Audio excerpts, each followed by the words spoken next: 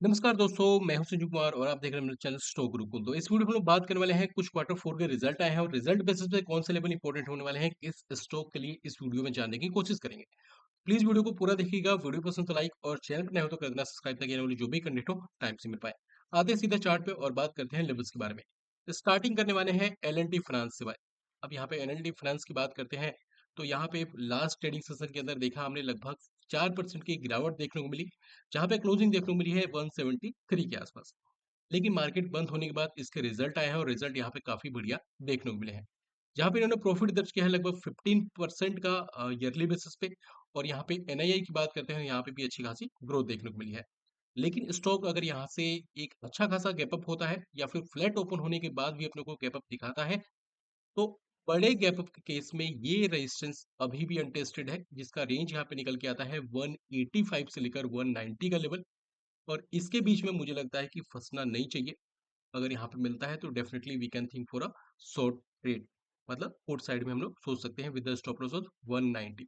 तो इसको रडार में रखकर चलना है। अगर नॉर्मल गैप अप होता है और मार्केट वहां से सडनली यहाँ पे फॉल होने लग जाती है तो ये भी एक अच्छा खासा रेजिस्टेंस बन जाएगा, जो कि लेवल निकल के आते हैं 178 से लेकर 182 का लेवल। लेकिन ये परफेक्ट लेवल होगा अगर बड़ा गैप अप होता है, यहाँ से बड़े पैसे बनने के चांसेस होंगे।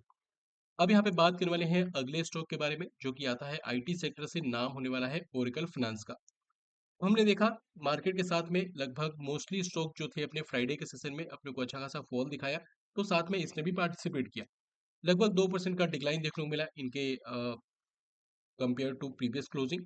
और क्लोजिंग देखने को मिली है 8604 के आसपास। इसके रिजल्ट आए हैं और रिजल्ट यहाँ पे काफी बढ़िया देखने को मिल रहे हैं हर एक पैरामीटर में। अगर इनके प्रॉफिट की बात करते हैं तो क्वार्टरली बेसिस पे लगभग 19% का ग्रोथ देखने को मिला है, ईयरली पे लगभग 15% का। रेवेन्यू की बात करते हैं तो अपने को क्वार्टरली बेसिस पे ऑलमोस्ट फ्लैट देखने को मिला है और ईयरली बेसिस पे लगभग 5% का ग्रोथ देखने को मिला है। मतलब अगर रिजल्ट की बात करते हैं तो यहाँ पे अच्छे खासे नंबर्स यहाँ पे इन्होंने पोस्ट किए हैं। लेकिन अगर बड़ा गैप अप होता है उस केस में पहला रेजिस्टेंस यहाँ पे साबित हो सकता है, जो रेंज यहाँ पे हाईलाइट होता हुआ दिख रहा होगा 9520 से लेकर 9250 का लेवल एक अच्छा खासा हर्डल बन सकता है स्टॉक के लिए। अगर प्राइस यहाँ पे आती है तो अपने को जाना है लोअर टाइम फ्रेम पे, मतलब 5 मिनट का टाइम फ्रेम पे जाना है।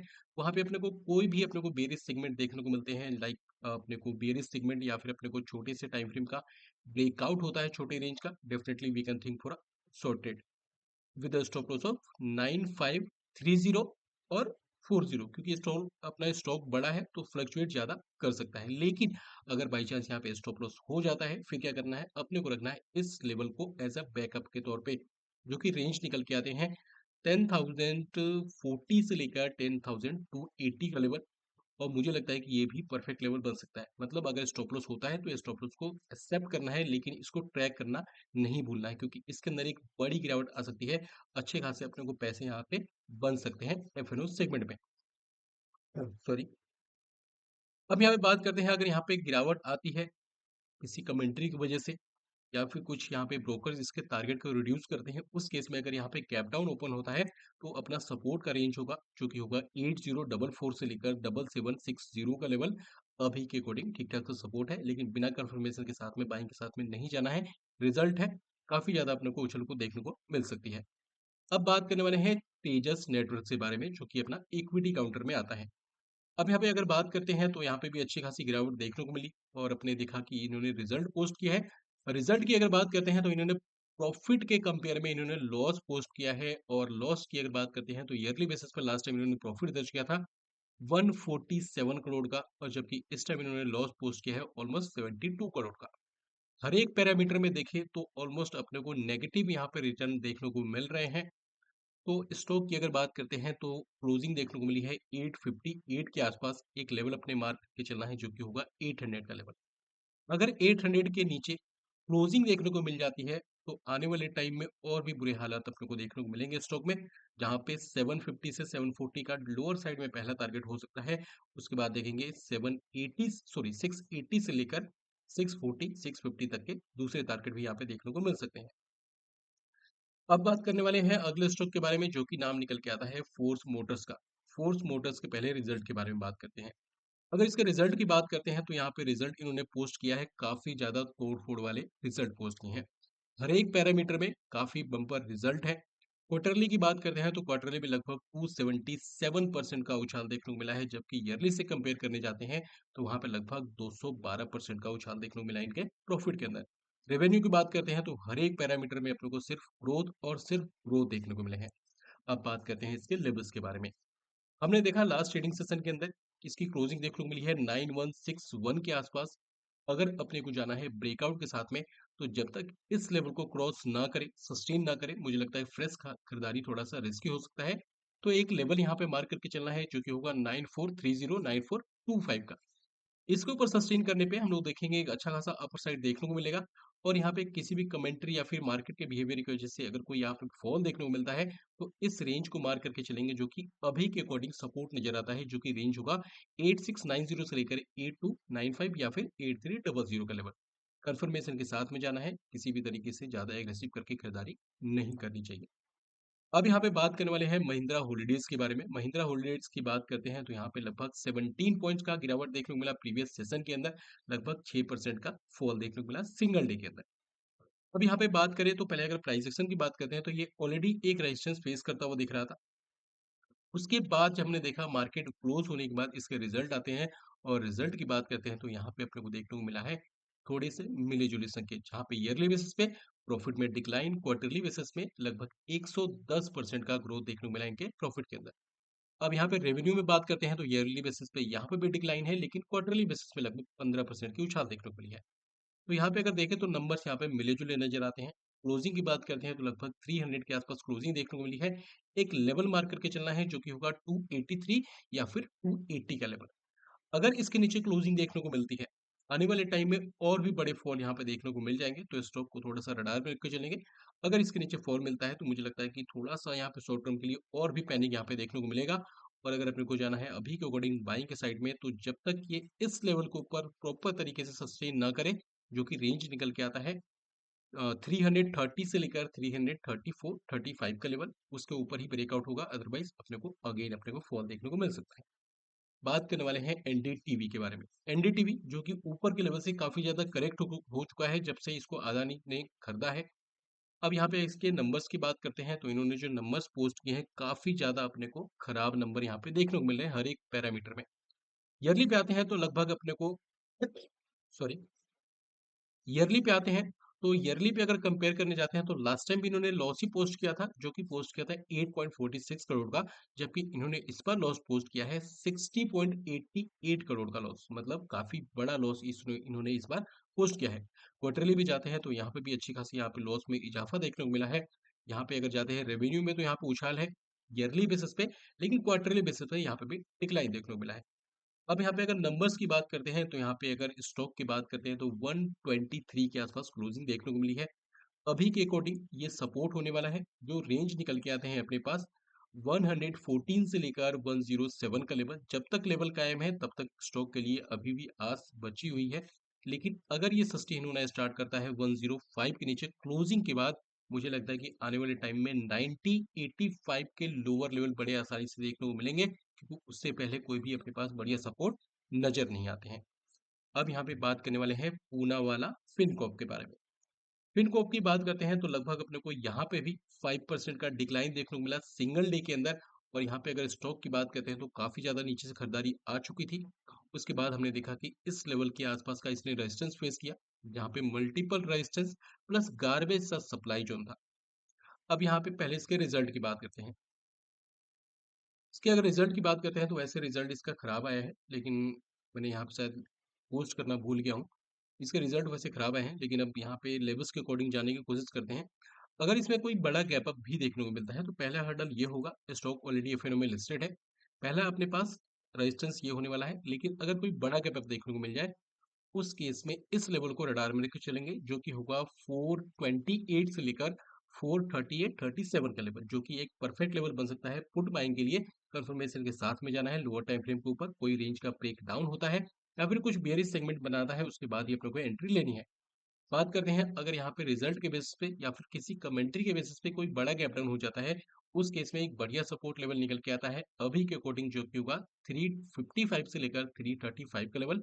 और इस रेंज में अपने को कोई भी अपने को बुलिशनेस देखने को मिले, then we can think for a buying, otherwise we should ignore it. अब यहाँ पे बात करने वाले हैं टाटा टेक के बारे में। टाटा टेक यहाँ पे पहले सिर्फ इक्विटी में हम लोग ट्रेड कर पाते थे, लेकिन इसको बाद में एफ सेगमेंट में ऐड ऑन कर दिया गया। और ऐड ऑन करने के बाद इसके अगर लेवल्स की बात करते हैं, उससे पहले एक छोटा सा डिस्क्लेमर होने वाला है। इस वीडियो को देखने के बाद अगर आप कुछ भी बाइंग या फिर सेलिंग की प्लानिंग कर रहे हैं, एक बार खुद की रिसर्च जरूर कर ले, अपने रिस्क को कैलकुलेट करें।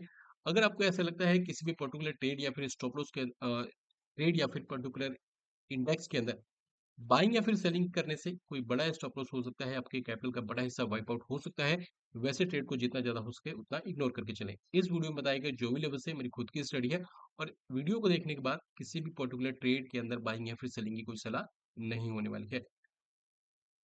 अब यहाँ पे बात करने वाले हैं यहाँ पे टाटा टेक के बारे में। टाटा टेक की अगर नंबर्स की पहले बात करते हैं, तो यहाँ पे अच्छी खासी ग्रोथ देखने को मिली है। जहाँ पे हमने ईयरली बेसिस पे देखा अच्छी खासी प्रॉफिट में यहाँ पे ग्रोथ है, चाहे इसको कंपेयर करते हैं क्वार्टरली से, यहाँ पे भी ग्रोथ देखने को मिला है।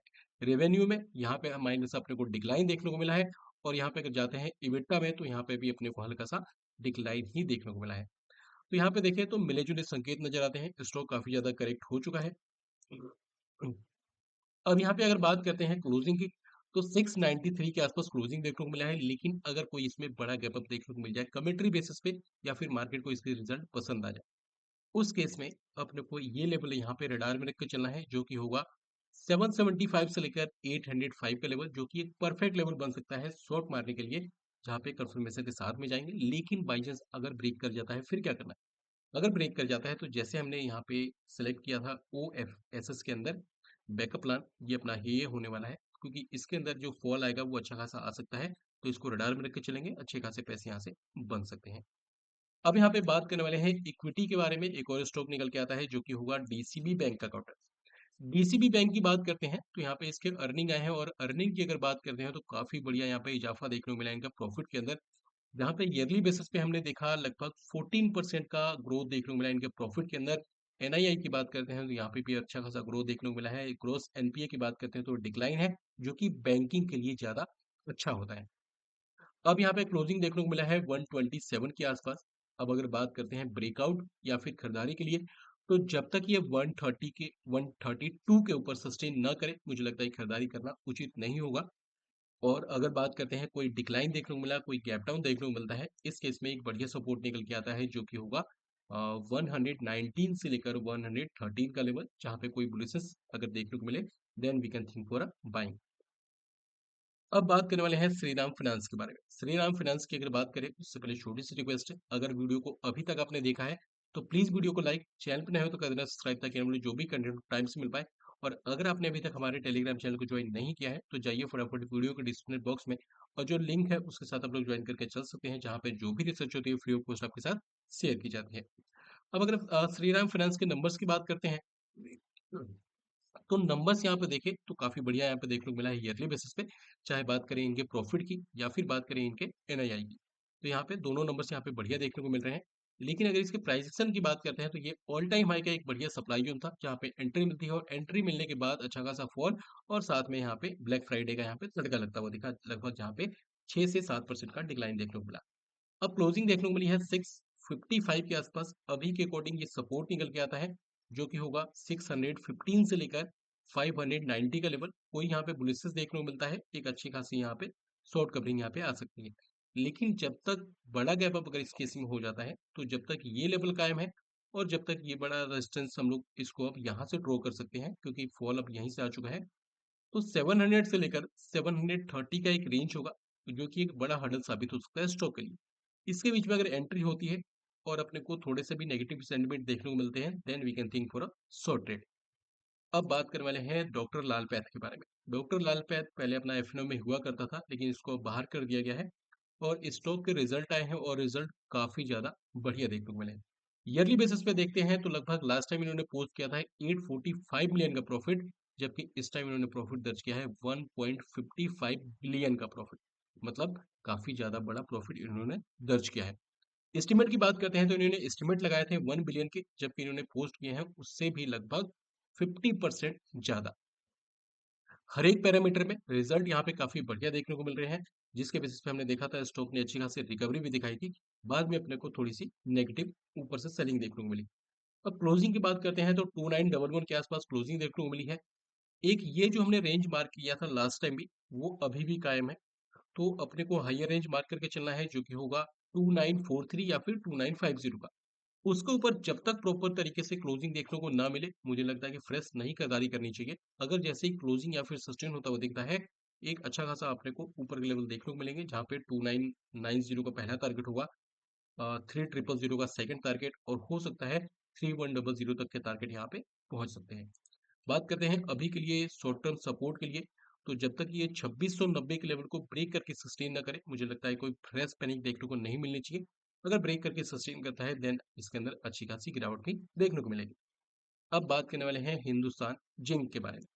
हिंदुस्तान जिंक जो कि पहले सिर्फ 100 अपने को इक्विटी में ट्रेड किया करता था, अब इसको एड ऑन कर दिया गया है एफएनओ में भी।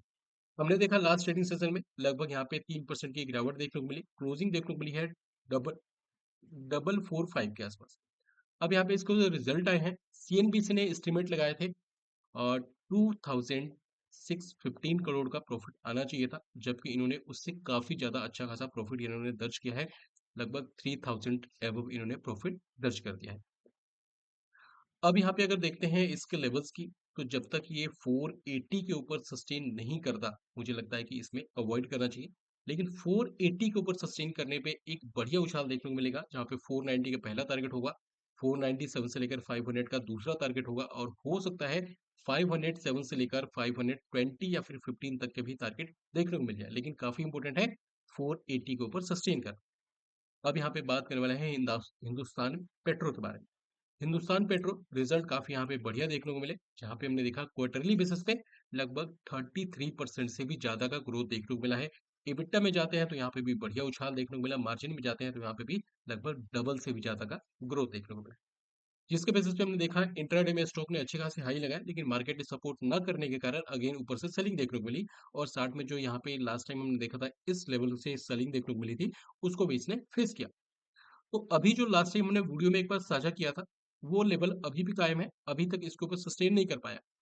तो काफी ज्यादा बेटर होगा कि जहां से लास्ट ट्रेडिंग सेशन में सेलिंग आई और एक यहां से सेलिंग आई, इसको ऊपर सस्टेन करना।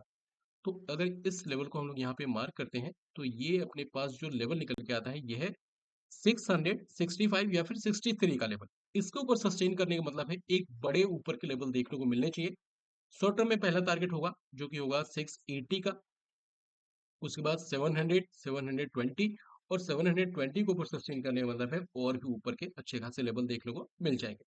अभी के अकॉर्डिंग अगर देखें तो इसका जो शॉर्ट टर्म का जो सपोर्ट लेवल निकल के आते हैं, वो होंगे 590 का लेवल। 590 के नीचे सस्टेन करने पे अच्छा खासा पैनिक भी देखने को मिल सकता है। अब बात करने वाले हैं मारुति सुजुकी के बारे में। मारुति सुजुकी के नंबर्स अगर देखिए, तो नंबर्स यहाँ पे कुछ अच्छे खासे यहाँ पे देखने को नहीं मिले हैं।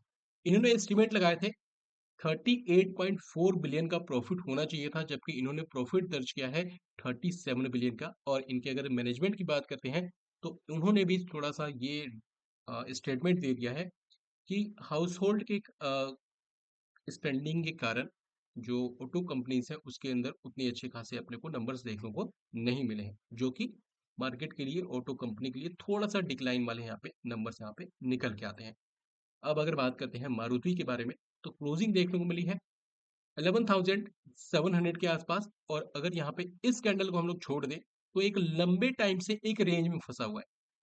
अगर यहाँ पे नंबर्स, अगर यहाँ पे डेट की बात करते हैं, तो लगभग 3 मार्च से लेकर अभी ऑलमोस्ट ये अपना अप्रैल एंड होने को है, 2 महीने से एक सेम रेंज के अंदर स्टॉक फंसा हुआ है। तो 12,070 का लेवल काफी इंपॉर्टेंट निकल के आता है। अभी के अकॉर्डिंग जब तक इसके ऊपर सस्टेन ना करे, कोई अपर साइड की रैली देखने को नहीं मिलेगी, और जब तक ये लेवल ब्रेक ना हो जाए, तब तक अपने को डिक्लाइन की रैली भी देखने को नहीं मिलेगी। तो नीचे के साइड में 11,450 का लेवल होगा, ऊपर के साइड में 12,070 का लेवल होगा। लेकिन अब यहाँ पे अगर बात करते हैं लेवल्स के बारे में, तो मुझे लगता है नेक्स्ट ट्रेडिंग सेशन के अंदर, जो कि मंडे को होगा, अगर इसकी क्लोजिंग रेड में हो जाती है, फ्लैट ओपन होने के बाद अगर रेड में क्लोजिंग हो जाती है, देन ये और बियर मार्केट को सपोर्ट करने के लिए रेडी हो जाएगा। उसके बाद मुझे लगता है कि इसको ब्रेक हो जाना चाहिए, और ब्रेक होने के बाद जो इसके अंदर जो पहले टारगेट निकल के आएंगे, वो होंगे 11,200 से लेकर 11,100 या फिर 50 का लेवल। और उसके बाद हो सकता है कि लेवल यहाँ तक भी आ जाए, जो कि होंगे 10,900 से 700 के लेवल, क्योंकि यही सपोर्ट अगला निकल के आता है परफेक्ट वाला। लेकिन अगर किसी ब्रोकर ने इसके टारगेट इंक्रीज कर दिए या फिर कुछ ऐसी स्टेटमेंट दे दी जो कि मार्केट को पसंद आ जाए, जिसकी वजह से एक गैप अप ओपन हो जाए, उस केस में पहला अपने पास ये रेजिस्टेंस होने वाला है जो कि परफेक्ट लेवल होगा सेलिंग के लिए, जो कि रेंज होगा 12,900 से लेकर 12,650 का लेवल। और उससे पहले अगर देखें रेजिस्टेंस लेवल, तो ये भी एक अच्छा खासा हर्डल बन सकता है जो कि होगा 12,550 से 12,380 का लेवल। इसके बीच में अगर स्टॉक का प्राइस आता है, अपने को जाना है लोअर टाइम फ्रेम पे, कोई भी अपने को छोटे से रेंज का ब्रेकडाउन देखने को मिलता है, then we can think for only for a selling, अच्छे खासे पैसे बन सकते हैं यहाँ पे। बात करने वाले हैं आईडीएफसी फर्स्ट बैंक के बारे में। आईडीएफसी फर्स्ट बैंक की बात करते हैं तो एक नीचे से बड़ी उछाल देखने को मिली, क्योंकि यहाँ था अपने पास क्वार्टरली डिमांड जोन, साथ में मंथली, वीकली, डेली सभी का डिमांड जोन था यहाँ पे, जहाँ से एक बड़ी रैली देखने को मिली। साथ में मार्केट का सपोर्ट भी मिला। लेकिन हमने फ्राइडे के डे में देखा लगभग 2.5% का गिरावट, और क्लोजिंग देखने को मिली है 66 के आसपास। अब इसके नंबर्स की बात करते हैं। इन्होंने जो नंबर्स पोस्ट किए हैं काफी ज्यादा निराश करने वाले नंबर्स हैं। ईयरली बेसिस पे देखें तो लगभग 50% से भी ज्यादा का यहाँ पे डिक्लाइन देखने को मिला है इनके प्रॉफिट के अंदर। यहाँ अगर हम लोग देखें एस्टिमेट की, इन्होंने एस्टिमेट लगाए थे 3.6 बिलियन का प्रॉफिट होना चाहिए था, जबकि उसमें भी एक अच्छी खासी गिरावट देखने को मिली है। अब अगर बात करते हैं ग्रोस एनपीए की, तो ग्रोस एनपीए में गिरावट है जो कि बैंकिंग सेक्टर के लिए बढ़िया होता है। और एनपीए की बात करते हैं तो इसमें भी अपने को उछाल देखने को मिला है। माइनर से उछाल है, लेकिन ये उछाल देखने को मिला है। तो यहाँ पे अगर देखें तो थोड़ा सा यह चिंता की बात है बैंकिंग के लिए। अब यहाँ पे बात करें तो स्टॉक इस सप्लाई जोन या फिर जहां से एक ब्रेकडाउन हुआ था उस लेवल को रीटेस्ट करने के बाद अगेन फॉल देखने को मिला। अगर किसी भी चांस में से गैप अप होना नहीं चाहिए, सॉरी, वैसे गैप अप होना नहीं चाहिए। अगर फिर भी हो जाता है तो 70.50 से लेकर 68.70 का एक रेंज होगा, या फिर इसको थोड़ा सा हम लोग नीचे लेके आ सकते हैं जहां से लास्ट टाइम सेलिंग अभी देखने को मिली है। तो 70.50 से लेकर 68 का जो एक लेवल होगा, ये एक अच्छा खासा हर्डल होगा। यहाँ पे कोई भी अपने को नेगेटिविटी देखने को मिलती है, देन अच्छा खासा फॉल देखने को मिल सकता है। या फिर अगर फ्लैट ओपन होता है और ब्रेक करता है फ्राइडे के लो के, जो कि अपना होने वाला है 65.50 का लेवल, अगेन बड़ा फॉल देखने को मिल जाएगा। अभी के अकॉर्डिंग जो नॉर्मल सपोर्ट नजर आता है वो होगा 62 से लेकर 59 का लेवल। अगर अपने को कोई बुलिशनेस देखने को मिले तभी जाना है, अदरवाइज इग्नोर करके चलना है। और अगर बड़े सपोर्ट की बात करते हैं तो यही लेवल निकल के आते हैं जहां से अपने को लास्ट टाइम रिकवरी देखने को मिली थी, वो होगा 54 से लेकर 54.50 से लेकर 52 का लेवल। अब यहाँ पे बात करने वाले हैं एमआरपीएल के बारे में। एमआरपीएल की अगर बात करते हैं तो यहाँ पे इसके नंबर्स आए हैं, और अगर नंबर्स की बात करते हैं तो नंबर्स में ठीक ठाक सा उछाल देखने को मिला है। अगर क्वार्टरली की बात करते हैं तो क्वार्टरली में अच्छे खासे नंबर्स इन्होंने पोस्ट किए हैं, रेवेन्यू में भी अच्छी खासी उछाल देखने को मिली है। बात करते हैं इसके इबिट्टा के बारे में, वहां पे भी उछाल देखने को मिली है। लेकिन स्टॉक यहाँ से करेक्ट हो चुका है। अब यहाँ पे एक लेवल मार्क करके चलना है जो कि होगा 148 का लेवल। 148 के ऊपर अगर ये सस्टेन करना स्टार्ट करता है, एक अच्छे खासे रेंज का ब्रेकआउट होगा, जहाँ पे पहला टारगेट होगा 154 155 का, उसके बाद देखेंगे 160, और हो सकता है 165 से 170 के ऊपर के लेवल देखने को मिले। लेकिन यहाँ पे अगर फ्लैट ओपन होता है और जब तक इस लेवल को कायम करता है, जब तक 120 लेवल 129 के लेवल को ब्रेक नहीं करता, तब तक बड़ा फॉल भी देखने को नहीं मिलना चाहिए। वीडियो थोड़ी सी लंबी हो चुकी है क्योंकि रिजल्ट काफी बड़े आए थे। होप, लेकिन वीकेंड है, आराम से देखना। कुछ ऐसे स्टॉक मिल जाएंगे इस वीडियो के अंदर जो कि आपको अच्छे खासे स्टडी भी करा सकते हैं, अच्छे खासे आपको कुछ ना कुछ करवा सकते हैं। लास्ट स्टॉक का नाम होने वाला है बीईपीएल, जिसको हम लोग भंसाली इंजीनियरिंग के नाम से जानते हैं। हमने देखा है इसके रिजल्ट आए हैं, रिजल्ट में अपने को अच्छा खासा डिक्लाइन देखने को मिला है, चाहे बात करें ईयरली या फिर बात करें क्वार्टरली।